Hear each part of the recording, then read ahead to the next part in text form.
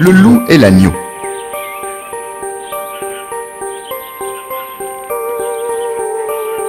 La raison du plus fort est toujours la meilleure. Nous l'allons montrer tout à l'heure. Un agneau s'est désaltéré dans le courant du nom de Pur. Un loup survint, à jeun, qui cherchait aventure, et que la faim en ces lieux attirait. Et il te rend si hardi de troubler mon breuvage, dit cet animal plein de rage. Tu seras châtié de ta témérité. Sire, répond l'agneau, que votre majesté ne se mette pas en colère, mais plutôt qu'elle considère que je me vas désaltérant dans le courant, plus de 20 pas au-dessus d'elle, et que, par conséquent, en aucun cas, je ne puis troubler sa boisson.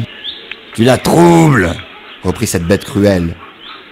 Et je sais que de moi, tu médis l'an passé. Comment l'aurais-je fait si je n'étais pas né, reprit l'agneau. Je tête encore ma mère. Si ce n'est toi, c'est donc ton frère. Je n'en ai point. C'est donc quelqu'un des tiens, car vous ne m'épargnez guère. Vous, vos bergers et vos chiens. On me l'a dit, il faut que je me venge. Là-dessus, au fond des forêts, le loup l'emporte et puis le mange, sans autre forme de procès. Le corbeau et le renard. Maître Corbeau, sur un arbre, perché, tenait en son bec un fromage. Maître Renard, par l'odeur alléchée, lui tint à peu près ce langage. Bonjour, monsieur du Corbeau. Que vous êtes joli, que vous me semblez beau.